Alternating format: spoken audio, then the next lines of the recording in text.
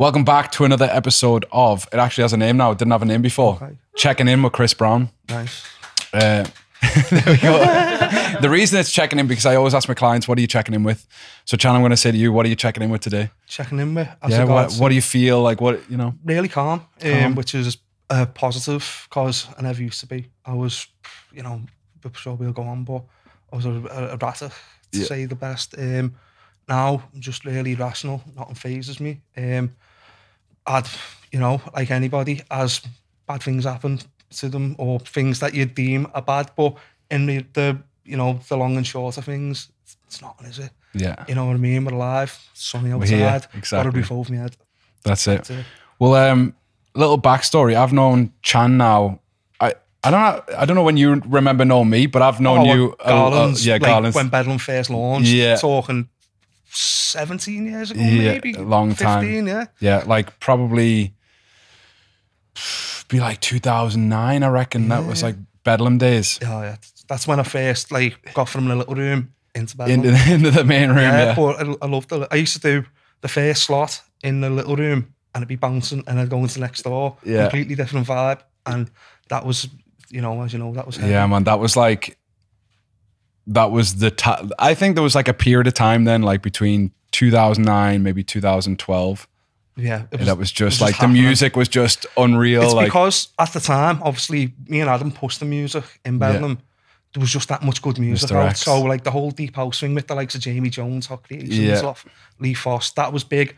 EDM was massive. Avicii was coming to his prime. Swedish House Mafia were just starting to do stadiums and things. And then you had like the tech stuff was good. So like Marco Carola was pushing it with like, I always forget his name, the Italian DJ, and we would just basically listen to music. Boiler Room became big, Yeah. so we'd watch them all midweek. Yeah. I'll have that tune, I'll have that, and it just became a mash of all the best of what was going on Zippy around tunes. the world. Oh, zippy shit, if you could get it. But I did buy a lot of tunes, I'll be honest. But I used to message people, so I got like, I built up relationships talking to like Hannah Wants, Sonny Fodera, Bontan, Josh Butler, all people I used to speak to, and I got a feeling Bontan remix, which if you remember was huge.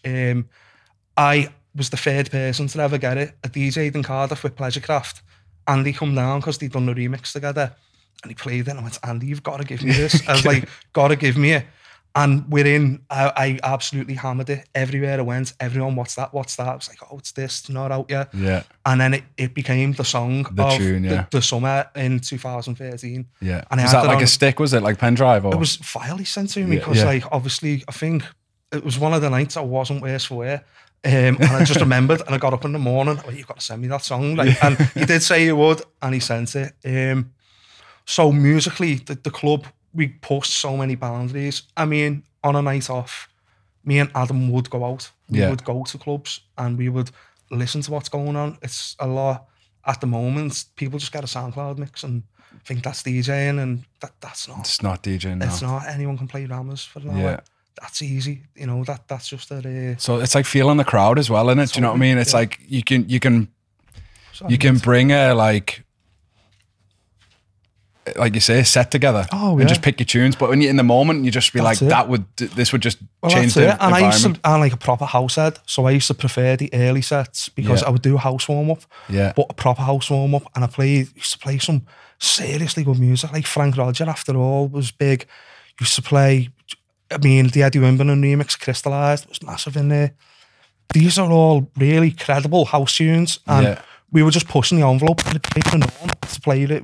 And then we sort of skewed off a little bit into the Melbourne bounce scene, but we had some good bits of that as well, to be fair. It wasn't like the heavy, slow down, scouse house stuff. It was the decent stuff TJR was making, Will Sparks, when he first came out. And then, we played some good prog and EDM. It was just good house stuff. There we go. See, look, you just went right away. Like, it was just a brilliant time to be a DJ, and especially if you had 6 hours to play with, because you could go, I'm going to play this, and then I can go to this. Being in space in 2008 and like progressive house was just like that was like at the time then. That was it. It was a space that's once again mind blowing, and bucket list. I got to play in a pre-party for them. Amazing. It's not quite the club, but done a boat with them. Yeah. So I was take that. Yeah, no, I got drinks tokens and free guest list for me mate. So I'm gonna count it as working for them. Yeah. It was really cool gig. It's mad because it's so, everything you're explaining there is so synonymous with me moving to Liverpool. Like, I moved here like 2008, 2009. I came down here 2008, was back and forth, and then I moved here 2009, and then like that was like my welcome to Liverpool. Those 3 years, like it really just solidified me in the city. It was good at the time because we would close at 6 and G-Bar was open till 8. So everyone would go in. Yeah. But a thing as well, what helped me and Adam, we spoke to the crowd. We were in there. Yeah. And we'd go upstairs and we weren't like hanging around DJ box. We used to walk around and talk to people, and I think that helped us a lot as well. We're just quite personable people. Adams was mad at the time. Yeah, he had the mask, the long hair, he was nuts, weren't he? And yeah. Look at him now. He's running high in Ibiza. Speak to Adam a lot still. He's a really good friend of mine. We DJ back to back together for 9 years on a Thursday and a Saturday night. So you're obviously going to have a proper bond, and we blended well together. But Adam now is like, he's really into his setting targets, his routine. You know, big on like a lot of the stuff that you've been doing for years yourself. You'd love a good conversation with him. He wrote down a goal, I think it was 4 years ago. I want to work for the #1 club in the world. Yeah. I was in Ibiza a few weeks ago. I put it on my Instagram now. Went over for a break just after obviously I've been sober now for a little while. I wanted to go to Ibiza, see Mike and Dave, amazing. Yeah. And as I'm walking over, seeing Adam and DJ Mag had just announced it. They put it on the board, #1 club in the world. Wow. And then Adam, we were in the back, and then Adam showed me a picture on his phone. He went, look what I wrote 3 or 4 years ago. And I was like, it's unreal. Works. Yeah, it works. Manifestation. Manifestation. And since I've come back, I've been doing it. I've really, every day, writing down me gratitude of the morning, set myself little tasks, and I noticed that all starting to add up into big things. Yeah, man. Yeah. Like it's, do you know what as well? There's a big lesson in this. Like, I think your 20s are just about exploring, fucking letting go. Totally. I'm 35 now, but in my 20s, I was very serious, structured, like very business focused. And I think sometimes if I could go back, I'd just be like, try shit. Yeah. See what happens. You can take a risk. You can have a gamble. In my 20s. You can have a gamble. You can, you can take those risks of moving somewhere. And definitely, yeah. I mean, that was, I mean, I don't like seasons in Ibiza and stuff like that. Oh, yeah. Not like worker seasons because I had a good paid job. But I was still here, you know what I mean? But Adam done that. Adam, how he got into Garland's was he just went over on his own one year to the he's really good with people. Yeah. Top ticket seller. And then from there, he got a job with the club. He just went from there. It's like, it's amazing to see. Someone who knows so well achieve all these amazing things. I mean, his clothing brand, Acid 87, every DJ wears them and stuff like that, and he manifests it all. And so he's someone I've started like really taking note of and like seeing what he's doing, because he's doing a lot of things right. It's good, man. Yeah. Well, so like I haven't been to Ibiza for a long time. Yeah. And I hear the kids talking about high. Like, what is high now? Oh, it's the old space. It's the old, I thought it might be, completely different vibe. Yeah. It is amazing. Yeah. The toilets are called a wild corner. You must have seen videos from there. I haven't, like, right. Honestly. I'll show you some. The unisex though, right? Yeah, it's so... Everyone's just tiny, sitting off in them. Oh, it's tiny, the room. It's I'd say the studio's bigger than it. Yeah. Yeah. Row toilets on the right, row toilets on the left, and then in the middle is a DJ box. Unbelievable sound system. The lights all over the roof. So it's like a LED. It's not even LED. It's something really state of the art. That's in the bathroom. Yeah. So there we go. Wow. So this is the toilet right here. Yeah. Well, look on the side there, the cubicles. See people coming in and out. So that's in high. There's lines of Kenny getting done in that toilet. It's insane. How good is that? Yeah. So I mean, yeah, that I was in when I went to see Camel Fat, Mike and Dave, who have known for a long time. Yeah. Just put nights on with Dave in a club called Bad Format.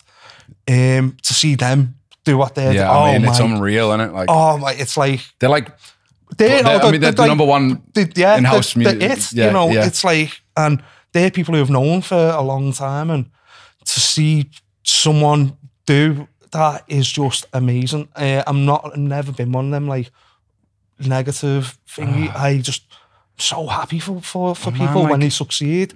There's a load of people from Liverpool doing well. You know, James Hype, he's from Liverpool. He used to DJ in Heaven, and he used to train in No Limits, and he used to do bar. He used to do like Heaven and Funky Box and Pink. Yeah, and for like buttons a night, and now he just done that main set in EDC in Vegas. Yeah, does Tomorrowland. They featured him. So many people doing well, and shows how strong the scene is in Liverpool. Like, so when I moved to Liverpool, I didn't understand like there was such a house music scene. Obviously, I was playing for Lairds at the time, like being involved with I knew Mark That's and John. That's probably how you got into Garland's. Mark, John, and Andy. Playing footy with those and just. Yeah, man, it was just like a magic time for me. I was growing up here. Like I was 22, I just something said, like though, that. you were like fairly businessman. You probably got that little release after your 40th Saturday night. The whole Lairds team would be in. Exactly, with like Marco and all that, if you remember them. So, and then they'd all go in a little room in Garland's and it'd be, and I could imagine coming from where you're from, all right, there's a decent club or bar scene. Yeah. Nothing like what was going on here. Yeah, no. And that it wasn't just Garland's. When I grew up, we had the 051, Garland, Society, G-Bar, the Barcelona, the Aquarium was a brilliant club, so underrated. Even the bars were good. You had like the Arena was Boss Bar Ed. Everywhere was brilliant. It was just, and to be a DJ, you had to be top draw. Yeah. And then don't forget the big one, Cream. Yeah, you know? Obviously. How can you forget Cream? But I'm just talking as a local person. They were the clubs that we went to. I didn't even, until I moved down here, even more recently, maybe like a handful of years ago, I didn't realise Cream was even here. But I grew up playing Cream CDs, exactly, you know? Yeah, it's crazy, isn't it? It's mad. But Cream was more for, I might get flack, but it was more for like out-of-towners and students and stuff like that. Then obviously you got your Circus, Chibuku, they were going there. They weren't as big. No. I remember going to Circus in like 2004, 5, 6, and the one room would be busy and the rest wouldn't, and now you're lucky to get a ticket for it. So Chibuku's the drum and bass, right?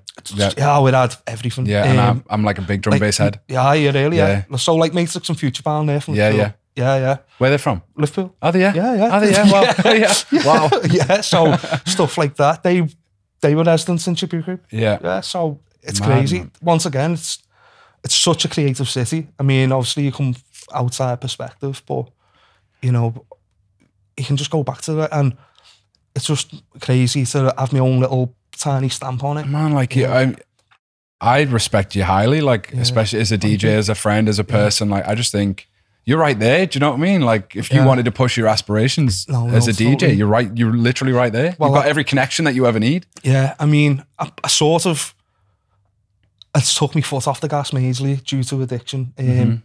I was doing all the right things, getting all the right gigs, but I just got out of control, and then I just turned up sloppy, if I turned up at all, weren't doing the right things, and just sort of took my foot off the gas and reined it in. I was just like plodding along for years and doing okay, happy, a little bit of money coming in, but weren't fulfilled because I knew where I could have been if I just started making music then, or if I just wouldn't have got in this state at that gig, or would have turned up to certain gigs. And it's crazy, but since I've sort of been, you know, in my recovery, doing my programme and the counselling part of it, I've started getting it, clawing it back, because I think I got bookings that the glimpses, the old DJ had come back, and I just went there, maybe a flash of 10 minutes or something, but then I'd just be focusing on, let's go and get a drink, where's the party, who's got what, where are we going,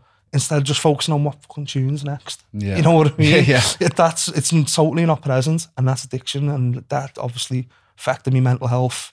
Thinking, like the big failure thing, look, I could have done better, I didn't, you know, it's all passed me by, and that affected me more, pressure, but I get that. I'm starting to slowly rebuild that, like, I don't know what it's sort of rebuild my reputation a bit, because I'm turning up and I am doing well at my gigs again. You know, it's like, so like a little bit of humility and totally. Yeah, I mean, I've always been just a normal laid back. I've never had this DJ ego or nothing, and I just the drugs and the alcohol was terrible, you know.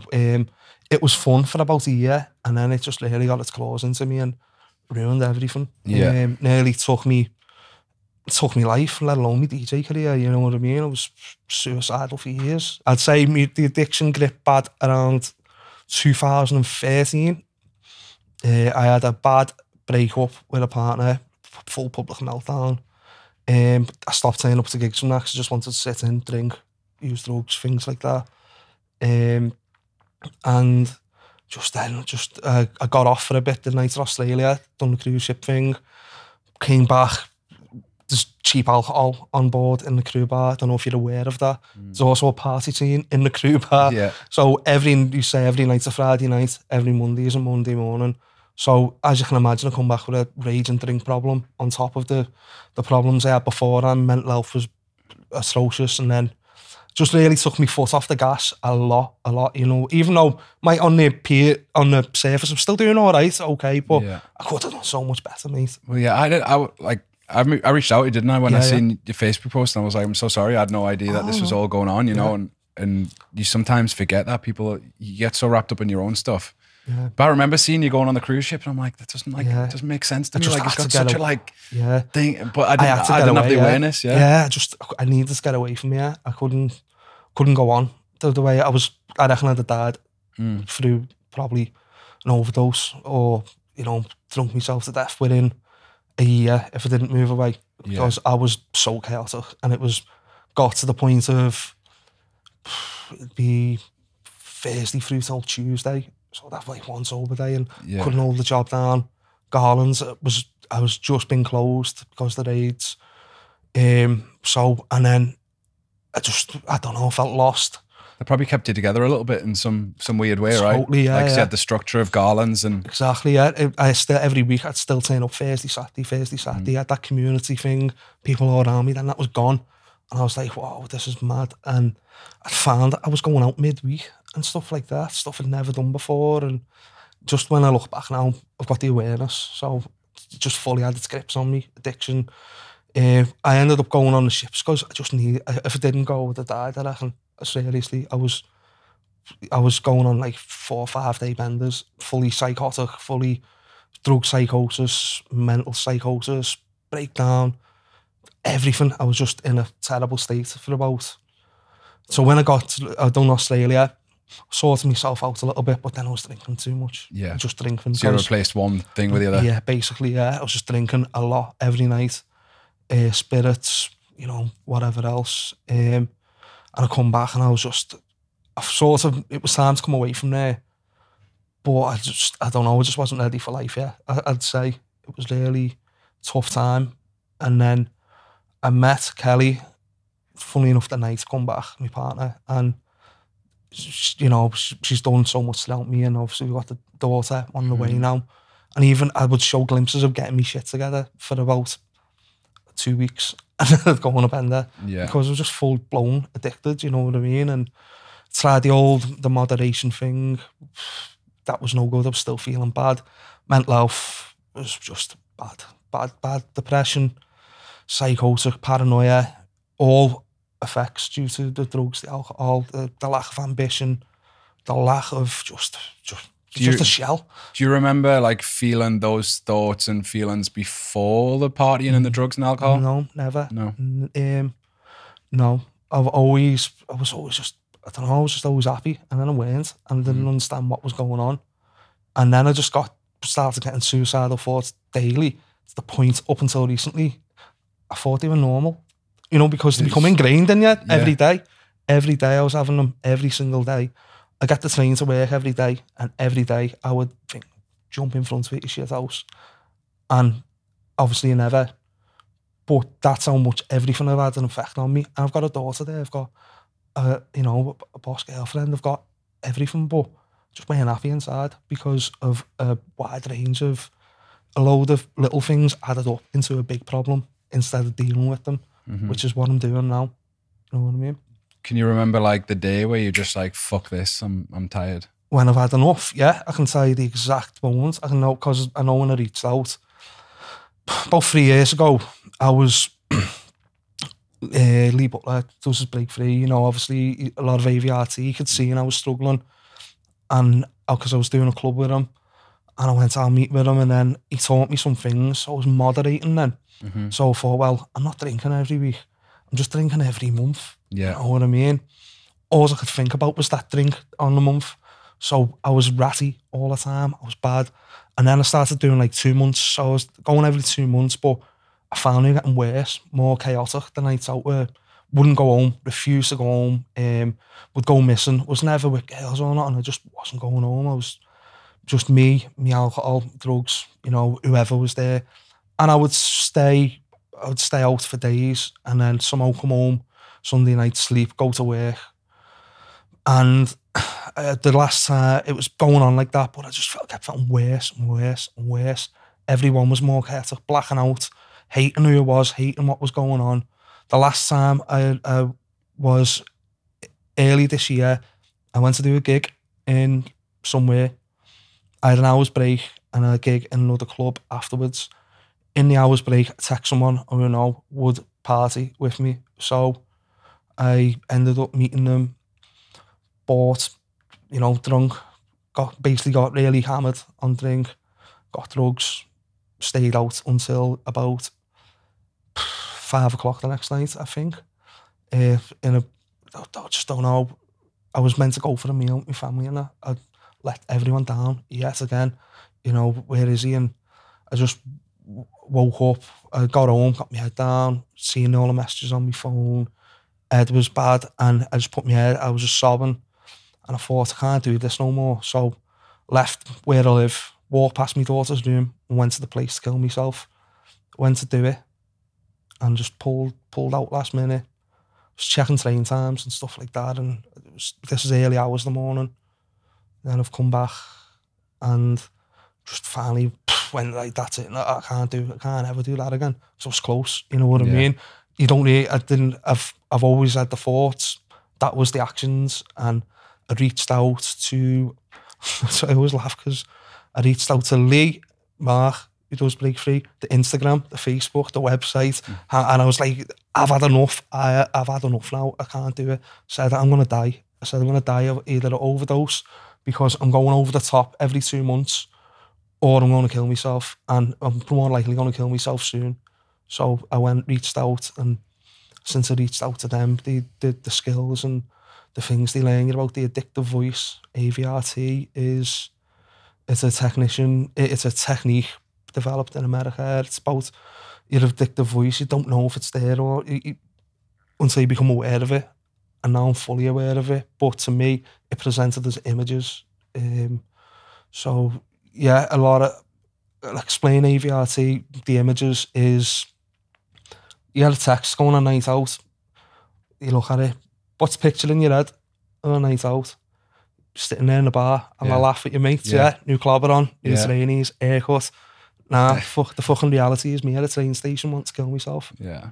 So that's AV. See the AVRT there, that the AV, addictive voice, is that image of a good time. Yeah. The reality is far, far different. So it's addictive voice reality. Addictive voice recognition technique. Okay. But you could call it reality really, because the more you practice it, the more you become aware of it, you're onto it. It's all about controlling your emotions, because if you control your emotions, control your addiction, there's a thing called a puzzle. Comes together earlier in the week, okay? So it's Monday morning, your car's broke down, you're late for work, you come home, your bed's giving you grief. Tuesday, your manager's giving you grief in work. Wednesday, you lose your favourite shoe. Friday, fuck it, drink. Nah, that's called a fuck it button, that's why you done that. Yeah. You're just full. You're just full, because you're not dealing with it. Yeah. You know, you're just like, it's called the pictures of the puzzle coming together. But once you become aware of it, you deal with the problem at the time, you rationalise it, go, late for work, oh well, not my fault. Bed's doing my head in, she must be having a hard day, lost my favourite shoe, I'll just get another one. And that's how you learn to deal with things. But the puzzle coming together was it's big for a lot of people, because they don't know how to handle, they don't realise it's coming together. And that's where awareness and the separation and all the things that you learn. Detachment from the thing. Exactly, yeah. You learn all this from the likes of, obviously, I go to meetings for Break Free, go on something called a walk and talk Saturday morning, which is absolutely amazing. You could get a load of people with mental health, betting, gambling problems, drug problems, drink, prescription drugs, poor mental health, all coming together, who's got and sharing life experiences, and you come out like 10 foot tall. And it's good to share mine, you know what I mean? Because got to that point of near suicide, which is, you know, and a lot of others the same. My mate on the group, he got talked down from a bridge, and you should see him now. And you look at him, the pictures of him, sad, isn't it? Not like, the same person. And just a lot of people like that, mate. Sad stories. Like, I was chatting with Martin Boney, familiar with him? Yeah. Meditation guy. You should definitely lean into his work. He's a friend of mine, and we were talking about this, and he was like, sometimes I think it's just a moment someone has, just a fucking, they don't want to do it, they don't necessarily think about it, but they just get caught in that moment. Well, that's the fuck it button. Yeah, it's a big thing. If you look into and it's just boom, like, but it's it's a capacity, like they can't hold anymore.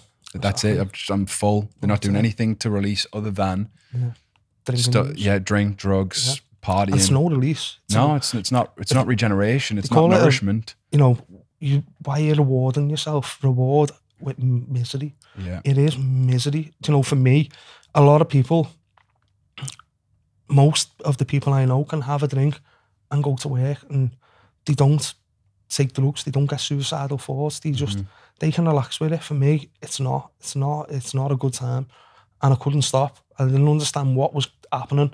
Why I would keep messing up, why I would keep going back to it, even though I hated it. I hated doing it.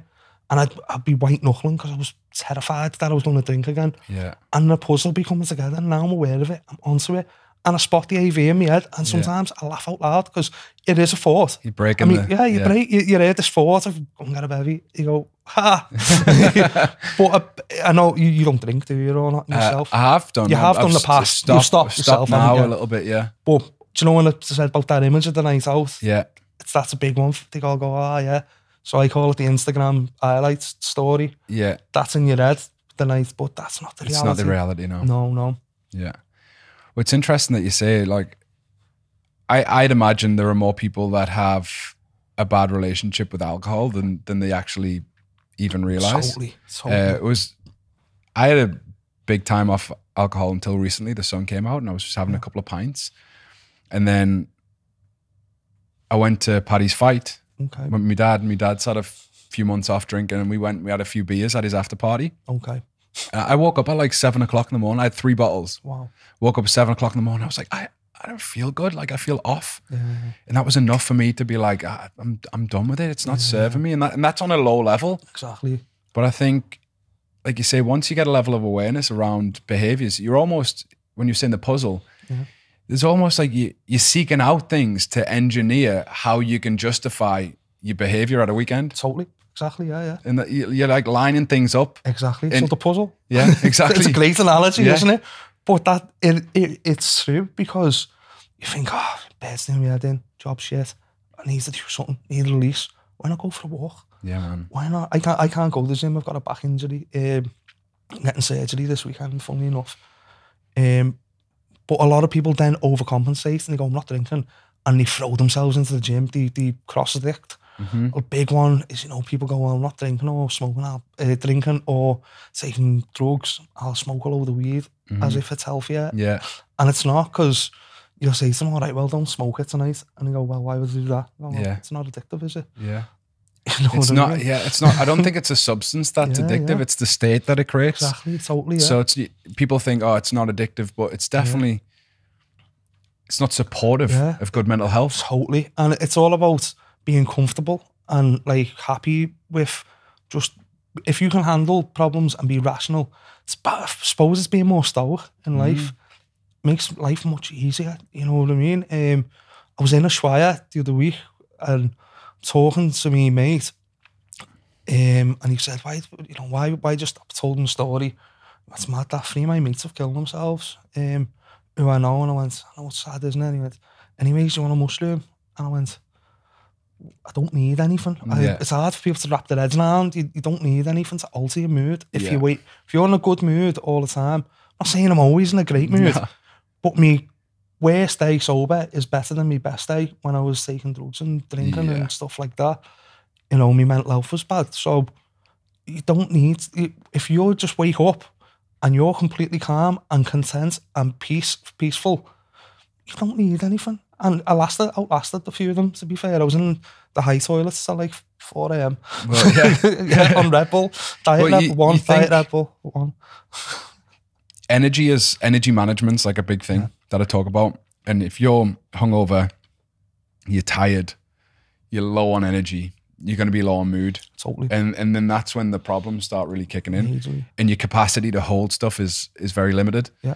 And I think I'm massively into something at the minute, like masculine, feminine energy. And the masculine's very like stoic. Yeah. It's the mountain. And the feminine is like, if you think about a waterfall, right? Okay. The mountain's the structure. The water is flowing over the mountain. That's the feminine. The feminine's chaotic. And so what happens is if we don't have like integration of masculine and feminine energy, we'll be driven by the chaos. Yeah, okay. Or we won't be held by the structure. Right. And so what we've got to do is find a place where we're not so stoic that we don't feel. Totally. And we've got to be like, this discomfort, because that's when people sedate and drugs, alcohol, sex, escapism, phones, etc. But equally, like, we've got to be stoic enough to sit with and hold whatever we're feeling. Exactly. And be like, I feel an urge. Totally, yeah. That's okay. We do a lot of that in the program. You know, they'll ask questions. Someone will wake up and it's called a mood change. Yeah. We deal with. They go, someone will wake in the group. There's like 90 odd people in the groups. Someone go, my mood shifted. And they go, well, what's happened today? And they go, nothing. How's your, how is everything at home? Great. Have anything happened lately? No. They go, well, just let it pass. You know what I mean? Just let it pass. Say, accept the feeling and know it'll pass. Good days follow bad. And it's a bad hour. It's not a bad day. You know, a lot of people will think they have one bad incident and it ruins the day.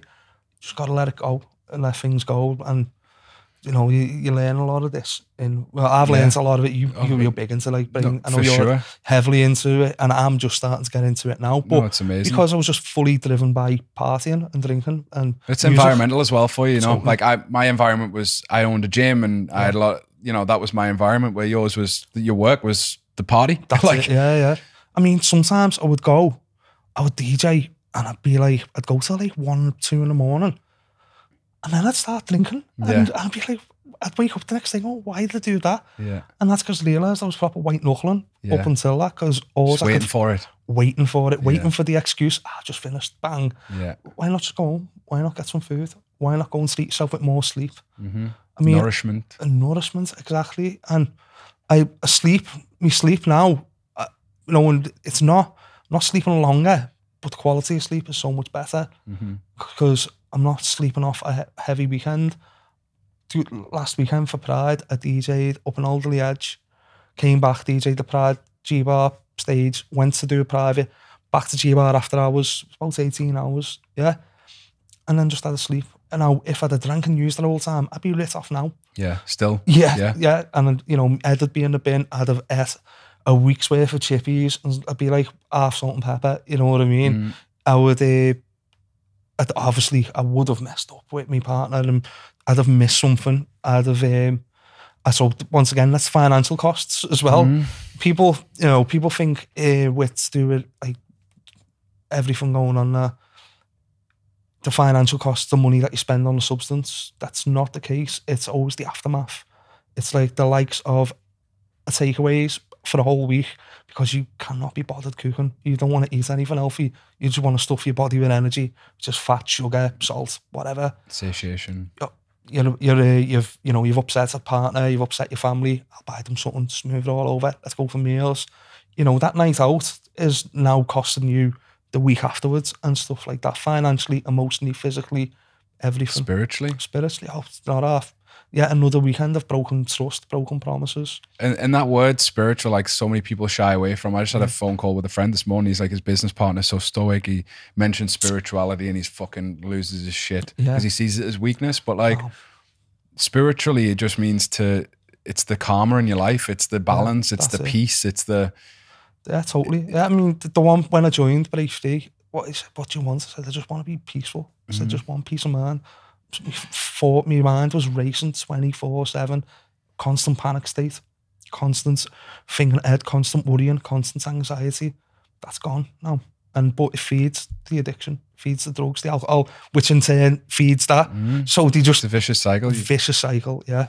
It's the escape and trying to escape and push away that feeling. I don't want to feel this way. Don't want to feel this way. Totally. Equally attracts more of it. Exactly, yeah. I mean, what are you trying to escape? Let's find out what you're trying to escape from. Come on, let's dig a bit deeper and stuff like that. And it's just been a really, really big... It's obviously it's big for anyone going through it, but it's just going from where I did get to the point of near suicide to now where I'm like, I don't, speaking to like our people in shops and stuff like that, stuff I would never do in the past. You know what I mean? I can't say it. I used to have to have earphones in, podcasts on, music on, drown out the thoughts in my own head. You know what I mean? Now, sometimes I forget to put them in because I'm just really calm, content, looking around. It's the summertime, sun's shining, life's great. And you have no idea like how... That's just your new presence, though. You weren't present before; you just checked out. This is the presence. Is a major thing. Completely checked out. Completely checked out. Checked out in body, checked out in mind, checked out in AirPods. But now you have no idea how much that little conversation with the old fella in the Tesco has an impact. Yesterday, I was going into Marks and Spencer's, a little garage by mine. This fella sitting outside, skinny, looked starving, had a little cup. And I think we've got this conversation around mental health right now, but it's mental health when it's like your friends or people around you. But we look at homeless people like they don't exist. We walk past them and we just have complete like ignorance that they're even there. And I think it's shame. I think we have a level of shame where we have stuff they don't. So I went in, I bought him some chocolate donuts, fucking big bag of crisps, a sandwich, bottle of Coke, some cookies. And I just thought like, he looks hungry. I think the world's become a cruel place over the last, I'd say 10 years. I've noticed it majorly. When I moved away to Australia and come back, it was only the town had changed. Stabbings every week, people were dying, the nights were rougher, people were just mean. I don't know, it just seems like a really dark place at times, but there seems to be a bit of a movement at the moment where people are actually being nicer to people and things, being a bit more kinder, but it was weird about 5 years ago. I remember just so much constant bad news, bad energy, more people on the streets, there just seems to be a murder every week. It was just crazy, it just seems to be. And now I have noticed a lot more people are starting to, hang on, this is not a way to live this. I'm seeing a big change in like attitudes towards people. I think COVID's like got a lot of positive for that. I think when people have stopped and been forced to be like, okay, right, I can't go on holiday. Yeah. I can't go out bevying. Okay. I can't escape here. Yeah. And they're just like, what am I going to do? Yeah, absolutely. And, I separated from my partner in COVID, and like, I think a lot of people have had to go through a lot of things and deal with a lot of stuff. And I think now we're coming out the other side, there's much more compassion. I was saying to Jacob, I mean, the fact that he produces this podcast, he has no idea how much impact he has on the city of Liverpool. Totally. So many podcasts are here, so many inspirational people sharing their message. And I think there's a real move, like there's just an energy to Liverpool, to the city, no matter what it is. Yeah. Like music. Well, look at the amount of people who've moved away and come back, and the amount of people who move here and never leave. Yeah. You know what I mean? Exactly. It's just, everyone does care about each other at art here, you know what I mean? It's just, I heard this on a, funnily enough, another podcast. So Liverpool's like the largest village in the world. Yeah. It's not like, you know what I mean? And he means it in the nicest possible way. So we're here and we look after our own and we support look at all the independents in Liverpool, they all absolutely, look at the likes of Bold Street, your little coffee shops, Baltic Market, Baltic area. They get supported, you know what I mean? Don't into corporations and stuff. So it was a really interesting analogy, and it's so true. So Liverpool is like a massive village, I think. It's not to say we're not a big city or nothing, we are. I've been all over the world. The only two places I'd compare it to would be Melbourne and Cape Town. Yeah. Loved Cape Town. That's such a nice place, Yeah, and once again, it's like, it's proper like contrasting. So you do have, you know, a lot of like townships and stuff like that next to really rich neighborhoods, and there's the haves and the have-nots. But it's just such a vibe there. I mean, I hate using that word vibe, but it is. It really is. It's just so cool. Everything in it's all like little independent shops and little bars, and just there's loads of nature stuff and you know, surfing. I don't know. It's just I loved it there. Just the energy, yeah. Energy, yeah. It's very similar to Liverpool. People were like, just say, I went down that Long Street. It went to be one of the worst roughest streets in the world. Google Long Street, Cape Town. And I said, it's no worse than Kenny. You know, if you keep your head down and you keep moving, you're fine. You know what I mean? Yeah. If you're like walking around there on your phone like that, and it's just, I think a lot of these, if you're not from a city, it probably is dangerous to you because you're ripe. But it's like streetwise. Yeah, it's interesting, man. Like, I think there's a real shift in Liverpool now, and like even the fact that I wanted to get you on here just because I know you're influential in the party scene, and I think you speaking out and talking about this might help people that are in the same cycle. Well, that's what I said to you. I would come out. I mean, I'm not. I do find it difficult to do things like this at times, but that's just me getting my confidence back because my confidence was shattered for so long. But by reaching out, people have joined Break Free from me as a direct, because there's a couple. I'm not going to ever name a single person. There's a couple from the DJ scene who've like got in touch. There's people who, you know, who are now on it, and they're all putting it together. But a thing about it is, I went radio silent for about 2 months. Then I deleted everything. It was about 6 weeks, and then I put that post up saying I've went through drugs, alcohol is the effect it had on me, but just this amount of time away is the difference it's having, because I'm dealing with my mental health and everything. But people see the photos and think you just go to a meeting and you tag, and they don't see the work of it's work. Put in. It's work. It is hard work. I had constant migraines, energy shifts. You have to put your recovery first. That meant I had to. They broke it down to me as, I was like, well, I was meant to take my daughter out on a Saturday morning when the walk is. If you were still drinking and using, you wouldn't turn up for that Saturday morning anyways. So what's 2 hours out the day instead of going missing for 2 days? Yeah. I went, you got a fucking point there, actually. Yeah. So I went there, but that caused not issues, but, you know, it's like, why are you in this WhatsApp group all the time? Why are you... And I had to start picking apart what were my thoughts, what was my addictive thoughts, which imaging, stuff like that, putting a lot of work into it, and that's how you get the separation. And then when I felt comfortable that I was never going to drink, never going to use drugs ever again, that's when I done it, because you have to put that statement with intent, and you mean it, and I say it every day, and I get up and it's on me. Gratitude list is my sobriety. It's so important to me, because if I don't have it, I'll be dead. You know what I mean? If I ever drop my tools and relapse, I will die of an overdose, or I'll kill myself with the guilt. And I'm not, my life's too good.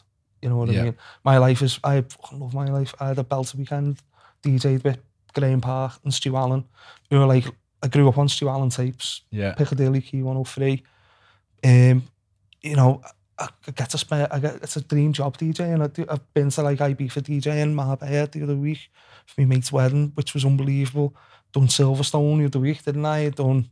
I get out and about now because I'm rebuilding my name, because I'm reliable. I wasn't reliable before.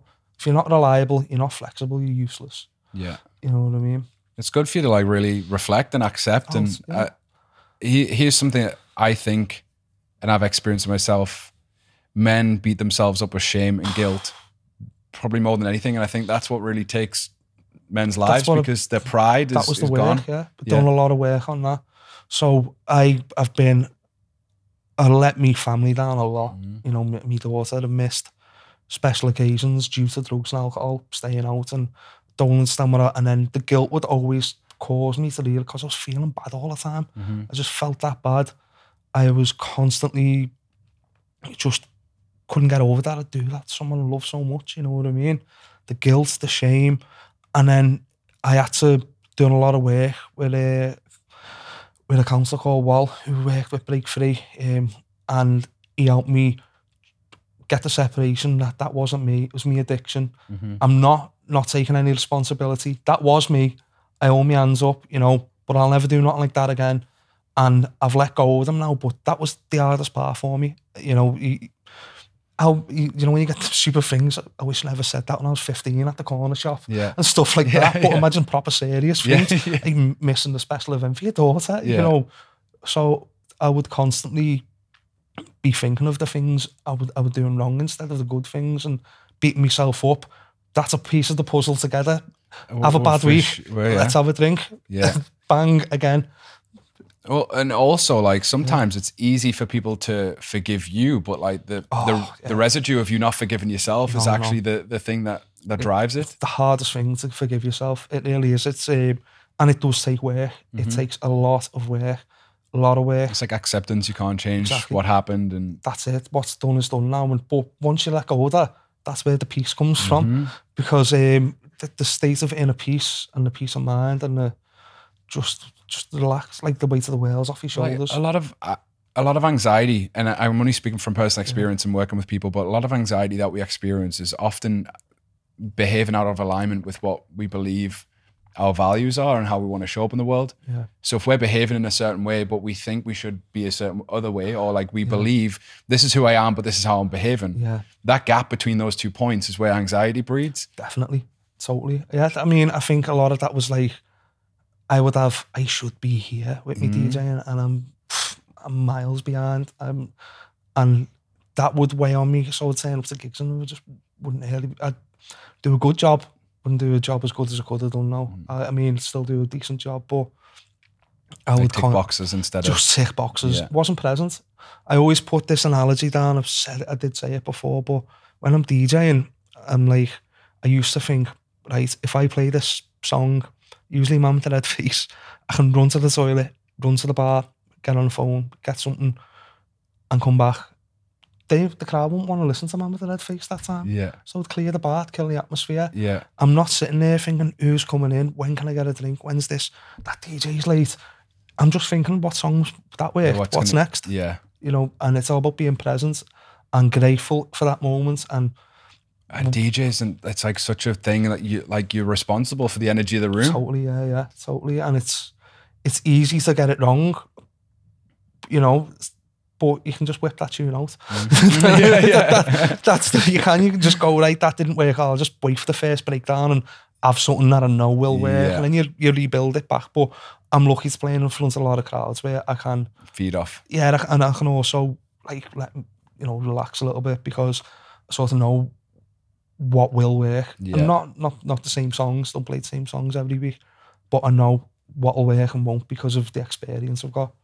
Well, it's like I sent you that Fred Again Boiler Room. I've had it on all day. Unbelievable. And like when you watch him, it just feeding off like how like he's so feeding present. Off the crowd. Yeah, he's just in the moment. Like I haven't seen a crowd that rowdy since Bedlam. You know what I mean? He's just there with them, like fully present, man. I think it's all, but you have to be present with the machine. It's all samples. It's live. Not DJing. No, it's live. Unbelievable. Producing. And I was just watching it, going, you know, wow. I was like, but I've got back into production, and I was literally thinking about this today, and I was like, I need to get one of them machines. I need to get one. I'm gonna have a little crack at that. One of the lads on the recovery he used to be in decent bands. He supported like the Verve and bands like that, big 90s bands, and he got deep into the addiction drugs and never picked an instrument up for years. He used to sell them all, and now we've sort of linked up, and he's going to be like the synthy man. I'm just going to arrange it, and I'm going to do the sampling. So that's a project that's really good that's come out of it. But watching Fred Again, when you sent that clip, I was like, wow. So I started looking at things, thinking, actually, I could do a live thing here, because when I used to DJ, I used to use a lot of acapellas, loops, stuff like that already. But that's just taking it to the next level. Well, and it's nice to hear you get, like, I can see it, like the excitement building in you, because that's what I feel like people are missing when they're on a path of like addiction or drink or alcohol. They're missing inspiration. That was all clouded. Missing an inspiring life. Like they don't have an inspiring life. No. That was all clouded because I was just constantly thinking about it was an excuse to stay out. So I would have a gig And I would go, I can go out afterwards for this, or instead of why not just go home and enjoy your gig and download more music, and instead of going out and putting yourself in a world of misery around people who are, let's be honest, they're not asked about you. The more it's misery loves company, is the good saying, isn't it? And most people you find out who are doing that every week are miserable. Birds of a feather flock together. Totally, yeah. And I just know from my own experience, and then actually now since I've spoke up, a lot more are speaking up about it. You know, a lot of the people who are a bit older have all listened to Lee and everything, but I've had a good few who have mentored, because I used to put events on in a bar called the All Dayer. A lot of DJs came through it, so I've always had a good relationship with like a lot of the younger DJs, and there's a load coming through now, young kids who are literally 18, 19, who I've struck up with, who I'm going to get gigs for, because that's what I believe in. Have you considered like putting a gig on at Brink?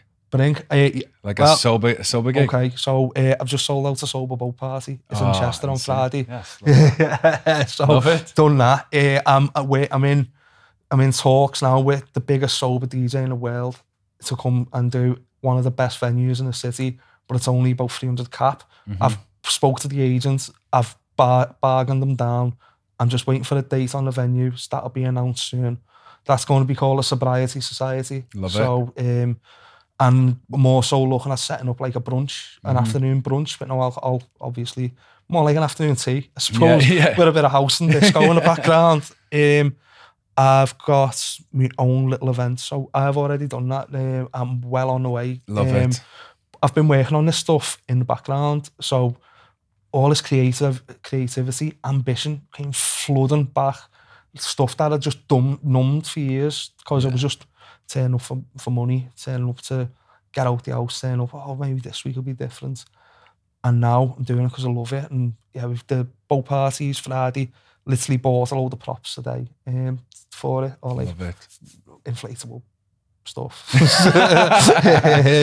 And yeah, so that's going to be an absolute best, sold out. It's only olds, I think both olds at 120. But that's 120 sober people. So, you know, creating your own little wave that way, you know. Well, literally riding a wave. Yeah. But we just done one post. Yeah. Really, just we put one post out, and then I went to Leeds the other week. I went, how many tickets are that on, by the way? And it's like 5 left. I went, what? So there's a market for it. It's big in London. And I've spoken, everything's in London, as you know. Let's do something. Liverpool, if you're sober and you're not drinking, for you to drive to Liverpool from Manchester, from Chester, from Leeds isn't that long. It's not far, no. So let's just put on some boss parties where there's no alcohol involved, a safe space. A few of the people are coming to counsellors. So if you're having a bad time, you can speak to them saying, this is, you know, triggering me. Yeah. So, I mean, we're doing a quiet space. The boat's got 2 decks. Nice. Top deck is open. It's going to be roasting on Friday. So you open the windows, decide to put no speakers there and have that as a talking space. Downstairs, the deck holds about, I think, like 75 people. That's going to be like kicking. That's going to be boss. Just sorted the sound system, got the props, the lights. But, you know, some people, just because you don't drink no more, it doesn't mean you want to sit in. No, of a weekend like that, your hands over the ears, your eyes closed. People love house music. Yeah. You know, I listen to it sober. I listen to it. It's made me want to become a DJ. So why would I not want to go out and listen to it anymore? It's just like alcohol's like threaded through society in so many ways. It's just so bad. Like, yeah. When I was in Ibiza last week, the month, got picked up by some fellow who does official taxi driver, and he picked me up and he said, "Oh, are you going to High tonight?" So I went, "Oh, I'm going tomorrow." So I'm just going to bed. I don't drink. And he went, "You're an Englishman who doesn't drink. You're crazy." Well, that's quite bad. Yeah, it's bad. You know what I mean? Yeah. I was like, and he even followed up, especially from Liverpool. I was like, oh my God, what's our reputation like? But so. Well, it's not good because we've got a generation of men that, well, you know, women too, but they're numbing their emotions. Yeah. With alcohol. We're not living fully present. Totally. I get living for the weekend, but I get it because you super. If the weekend revolves around drugs and alcohol, there's something wrong. If you can do it fun, It doesn't affect you. You get no come down, no hangover, no, you know, you're not ruining relationships. You're not letting people down. Go for it. Brilliant. Yeah. But I know it's for the far between, man. Well, this is what I'm saying. If anything, like, I even know just for myself, like, fucking hell, December, I went out. I ended up fucking getting in a fight in town. That's not you. I was drunk. Yeah. Ended up guillotining some fella that was squared up to me. No, it wasn't just a normal fight. And I goes, just jump on your back like that, come into me guard. Yeah. Sucker punch to the side of the head, and then I woke up the next day and I'm just like, whoa, like, that's not me, man. Yeah. And I'm like, I can't drink anymore. No. It brings so many things out of character, and it could have been worse. Like, so many things. Yeah, anything could happen. Do you know what I mean? You know, you hear of incidents all the time. Look, if you go, I don't read the Echo. People send me articles of things that have happened. Most incidents that have bad happened on a city centre, alcohol and drug related. A lot of the incidents are the drug and alcohol related due to whether it's someone, you know, it's so ingrained in society, and it's become the norm. And like, do you know, years ago, people used to take like cocaine. They'd go and hide in the toilet in a cubicle and no one look. Now they just walk around wherever they are as if it's normal, on their hand, taking it in the middle, which sounds mad to you. No, it's not mad to me. I was at the UFC. There was a line of scousers in front of me. And I'm like, it's not normal, is it? They were like, it sound like we can just snort the Kenny off our hand. Yeah. Do you know what I mean? Like, right sat there. Like, I know. I'm laughing like, because it wouldn't bother me now. I used to would have been on the end of that queue, you know what I mean? A year ago. But now I'm like, it's just so ingrained in society that you need to have alcohol. You need these for a good time. And it's not just alcohol. Now it's a bag as well, isn't it? It's like alcohol and a bag. Do you know what I mean? Look at the amount of meme pages on Instagram there are for being under the influence. You know, there's that effing sober, there's the drugs one, it's just, even, you know, it's not just Liverpool, it's America, it's part of society. And it's not a good thing, because, you know, it will get you, it catches up with you in the end.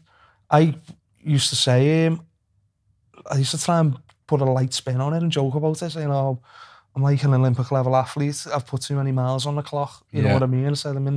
And that's why it was affecting me bad. But it just really put me through the ringer. And if it was doing it to me, there's people who might see themselves worse, using more, like the big hard cases, you know what I mean? I use more for longer. Well, how bad must they feel? Yeah. You know what I mean? Because no one's happy doing that. No way. Not regularly. As I say, there are people who can go to a festival once a year, take a couple of pills, a few drinks, and then they go home and they're happy as are. Yeah. Most people can't do that. No. Most people go, you know, 3-4 day benders. I'm laughing their heads off. Look at this sex off me bed, and then they're going home and they're sobbing. Because I've done that before. Like, look at them, you're mad, you, aren't I? And then once they're gone, I'm like, what the fuck? Yeah. I mean, it's hard though at the same time. You're thinking, like, who's shown the next generation how to build an inspiring life, how to build a life outside of going out and partying and seeking validation and seeking attention. And well, I think a big thing, they call them Gen Z, you know, there's kids, but I think something like 50% of them don't drink or take drugs. Which is positive. Which is positive, but then they're hooked to the phones. They live their lives through the phones. They're losing their lives through the phones. You know what I mean? Same in thing. London, someone takes kids in school. You were in school, there was a fight, you got battered, you battered someone. The next day, it's all done with. These come back with knives and guns because it's been videoed and shared around and they're looking like a fool. The phones are a big problem. My mate works in schools. He teaches boxing to them, and he does it to the kids who are like on the last warnings. And the stories he's told me, just like, and it all boils down to phones, video and everything. People taking the piss, people messaging people as if someone else isn't on the other side of that thing, you know, saying I'll do this and that to you, and then it's just crazy. And so although we're saying a lot of them don't drink, and that is positive, they're dealing with different things, but they have a lot of other issues that aren't getting dealt with. Body dysmorphia, I imagine, is absolutely massive. You know what I mean? With most teenage girls. How old are you, Chan? 37. Yeah, I'm 35. So we grew up in a generation where like I just had a 3210 when I was in year 7. Do you know what I mean? Yeah, there wasn't that connection to the and internet. even then, it was text messaging had only just come out. Snake. I was like literally addicted to Snake. That was it. Text messaging was new, weren't it? It was. I'm talking. I got my first mobile phone in. Age myself, 1999. Yeah. No, it wasn't. It was 2000. It was a Sega. Yeah. I remember that big one, the Motorola with the button. And then there's the BT Cellnet one. Yeah, you could I had the BT Cellnet one. The chipped one. Yeah, you turn it off and you wouldn't use the credit. That's it, yeah. So there was that one. But they were just used to contact people. That just meant you didn't have to call your mate's mum and dad house anymore. Yeah, or if exactly. Remember when you say, oh, you'll meet at a certain point when you're kids. If you weren't there at that time, you'd get left. But then with the phones, it was easier where I is now. But what's going on at the moment is insane, mate. No, it's mad. And my daughter's 13. Is she? Yeah, wow. and it's scary. It's scary, yeah. Yeah.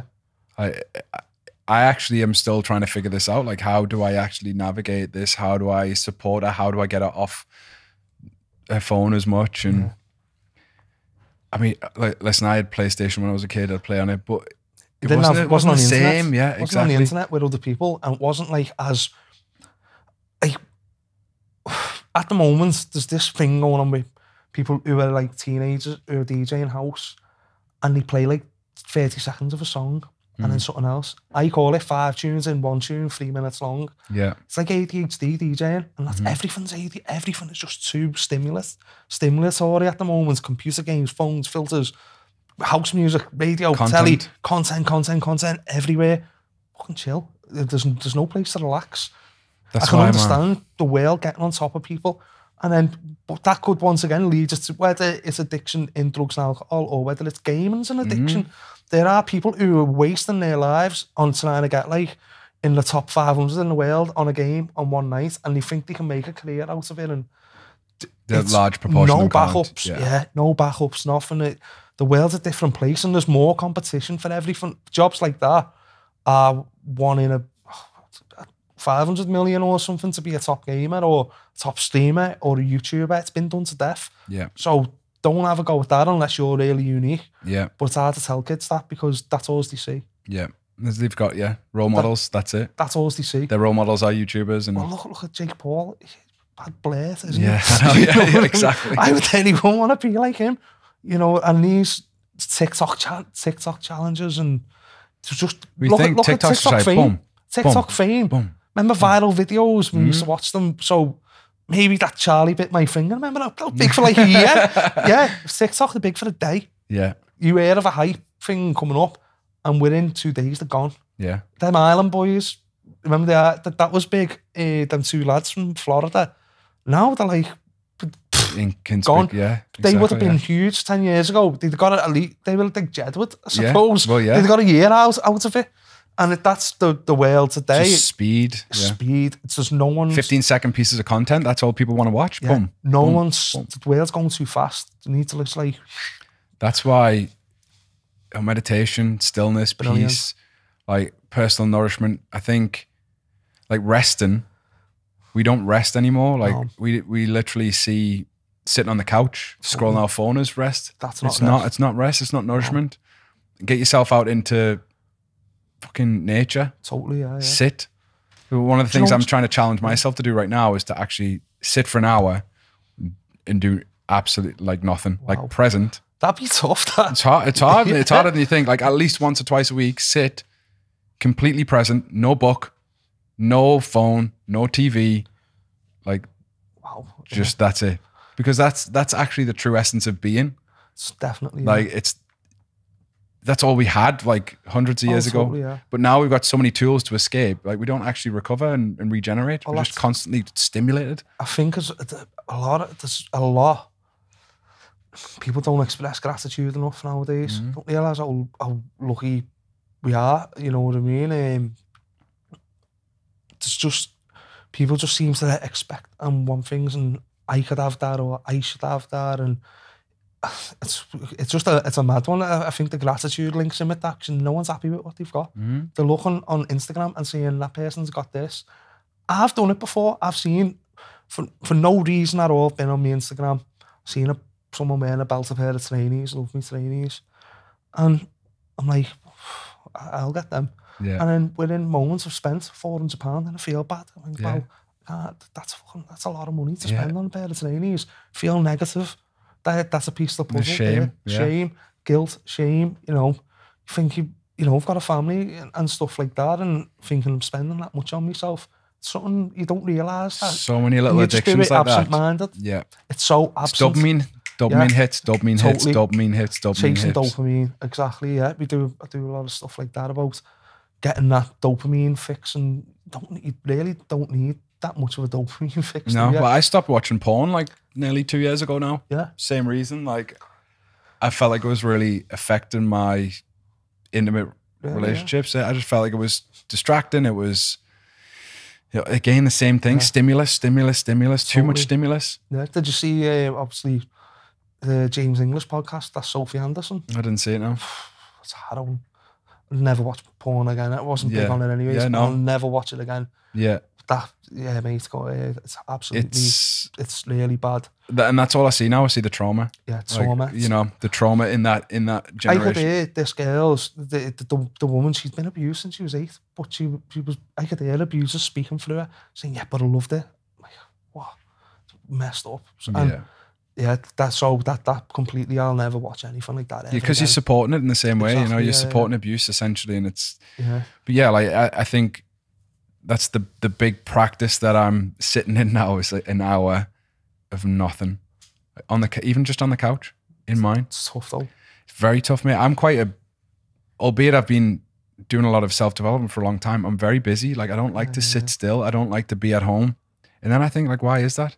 That's just another distraction. You have what? How many, about 8 businesses? Stuff like a lot of projects. Yeah, and a lot projects, of things going on. Yeah. And then just still do any PT-ing? Not anymore now. Not anymore. No, but I want to really get back to helping people. You used to love it though. And I know people that used to train. I used to message you and used to send me bits to do and diets and stuff. And I know that a lot of people. Well, in Liverpool at one point, I was training all kinds of people. That's you it. know? So I mean, I've got I suppose, you know, you're losing that personal connection with people as well. Yeah. You must miss that a little bit. Like, my business is all digital now, apart from the events that I do, but I am I'm retraining at the minute in something that I'm really excited about. Okay. And I'm like really leaning into supporting people, and I think I'm at the next stage of evolution for me is to go back to helping people. That's good, because then you've got that experience too. Yeah. I mean, obviously, I messaged you as well because I think that you could help me with one of my businesses. Yeah, I'd love to. But that's the creative side of me coming right back out again, and that's something I've done for years, but I've never really seen it as a business until someone told me that's a business. And I was like, what? Yeah. And it is. So obviously, we'll talk about that. It's exciting to see you get like buzzed up about stuff again, and you know, for years I was just like, you've seen a photo of me, a miserable bastard. I've got loads from that week up until I reached out. For somebody, I don't know why, I must have took a selfie every day to send to someone messing that, but I look horrific on them, mate. I'll probably send them if you want to feed them into this.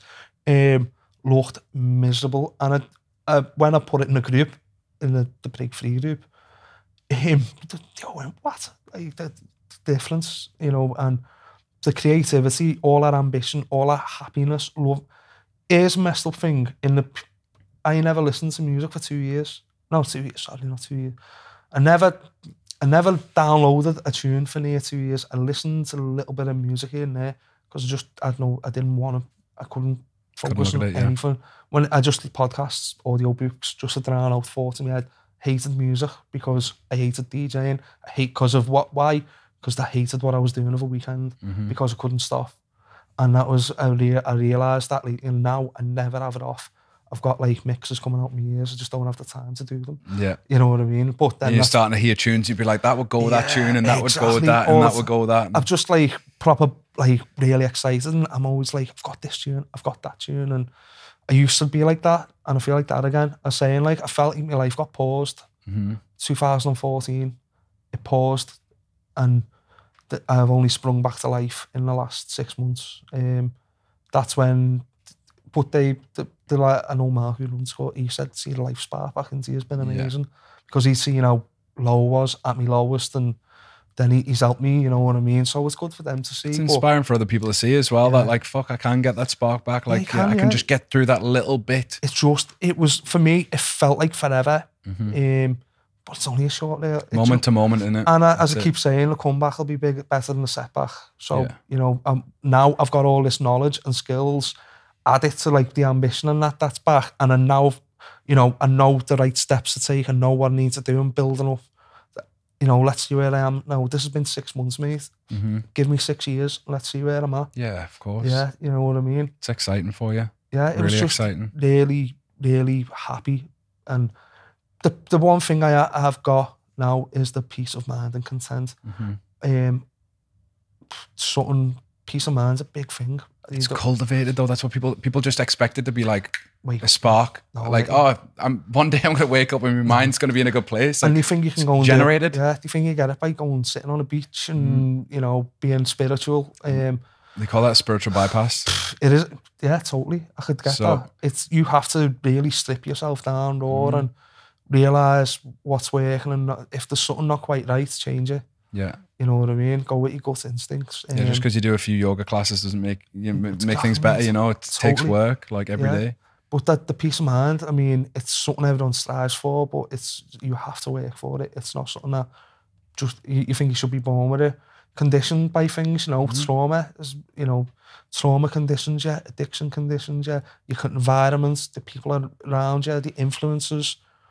But you have to take a step back and focus on yourself sometimes. And it's so hard in today's world. We've got so many expectations placed upon us that we never agreed to. Like even your mate messaging you and you don't get back to them. There's like an expectation, a contract that you didn't sign. Like exactly, yeah. And then it's even like it's just like people think you're being off with them. Or, do you know? Because I'm quieter now. Or like used to be like pent up. Midweek I was pent up, and now I'm just really calm and relaxed. People think there's something up with me. And I'm like, what's wrong with you? Like, absolutely nothing. I'm just sitting here, present, happy, calm. Well, this is the stuff I'm obsessed with at the minute, is like nervous system, like how our nervous system is. Right. And like you say, like you can Mine's fucked. So, because we've got because my desk can my legs. You're just re-regulating, you know, you're training your nervous system now to be with and sit and be peaceful and be calm and be present, where before it was fucking jacked up. Yeah, and but you know what? You don't realise hyper-vigilant it is. You don't realise it's hyper-vigilance either until you look back. At the time, I thought I was calm and laid back, and I weren't. Yeah. But if people thought I was then, now I must look like I'm in a coma, because I'm just, and nothing phases me anymore. Like just and that's all I ever wanted. That's all I ever, in the depths of me bad mental health, I just wanted that, and now I've got it in abundance. So I know the only way to keep this is to never drink, never take drugs again, and keep me tools sharp. You know what I mean? And keep passing the message to the people, totally. And that's what I mean. If anyone is really struggling, I'll talk to the camera, but just do reach out. I mean, I came daily suicidal thoughts for years. Actually tried to commit suicide, and I come back from the place of doing it. But if you need help, reach out and get it. The second you do, life gets better. I promise you. It's like a release. And then in the weeks that following, you won't believe what will happen to you. So just please reach out there and get the help. Doesn't just have to be for drugs and alcohol. It can just be if you don't feel great, just speak to someone. There is good help out there. Can you tell people the places that you've gone for support? So I go to Break Free, which is Break3131 on Instagram. There's also Lee Butler, does a lot, Mark, who works there. And they're a big part of my support network. Like, they've got help team members, they call them. So it's like the two Peters, they've got a brilliant team who can all help you there. But Break Free absolutely changed my life. There is a book called Rational Recovery. I be honest, I can't really read it. it's a bit dull. I'm not gonna lie, but it's very chimp paradox stuff. Yeah. So we talk about your addiction as an it. It's like the chimp. It's very, very, very. They're like cousins. Yeah. I always say, is your chimp your it? And they're like, no, but they've got a lot in common. Yeah. It's all to do with, like, you know, your midbrain and how you rationalise things. And so just, break free anyways. And there's a lot of addictive behaviors that I think affect people in like different ways. Like it doesn't have to be just drugs and alcohol. You say, the phone's like, is it, I think the filter is it impacting the people around you and your relationships and your connections with others? What is it impacting you? Well, yeah, absolutely. You know what I mean? If you're waking up unfulfilled, you know, you don't have to go and, you know, you don't have to go and chase this dream career. You just, if you're not waking up and you're not happy in your skin, you need to really try and, you know, get in alignment. Yeah, seek what's deep at work there, because there's a lot to be grateful for. You know, like life's good, mate. We're in the lucky 1% of the whole world. I've seen extreme poverty, you know what I mean? And it's just if you are struggling, get help. Honestly, it's hard to drill home really with people, but if you've been low, you'll do anything to just get to feel normal. Yeah, normal. Just to get benchmark. And then when you feel normal all the time, you feel absent. So when you get a little high, not a natural high, and that high for me is waking up fresh on a Sunday morning. Yeah. Unbelievable. Yeah. It's unbelievable. It's like you're getting life back though. Like how many days a week are you getting back because of that? You know, unbelievable. Like I function on, I'd say 6 hours sleep, maybe tops a night, and still not a great sleeper because I like to read a lot. I like to now because I got back into music production on my laptop. When the baby goes to bed or whatever, I'll try and sneak half an hour in, watching videos, tutorials, or messing around with it. But just the whole quality of life is much better now because I'm not this like stressed, anxious, emotional, addictive person. Now I'm just really rational, calm human being. Lovely to see. Yeah, man. So happy. Cool. Yeah. I'll finish on this. I think, I don't want to separate like men and women, but I think for like a woman, like they can almost know what their purpose is inside, like to, foster, have a child, nurture. It's very, like women are very nurturing, but I think men are like in a crisis right now of what's my purpose? Like women can look after themselves now. Totally. They can provide for themselves. But they also support each other a lot. Yeah. And I think men now, like, if I'm not to provide and protect, what am I supposed to do? It seems like everyone's in competition with each other. Oh, what are you in competition with? Yeah. Focus on yourself. Toxic masculinity, that it's to dominate, to kill, to have, as opposed to love, to liberate, to support. Totally. And I think that's what we've got to really move towards. Definitely, mate. I agree.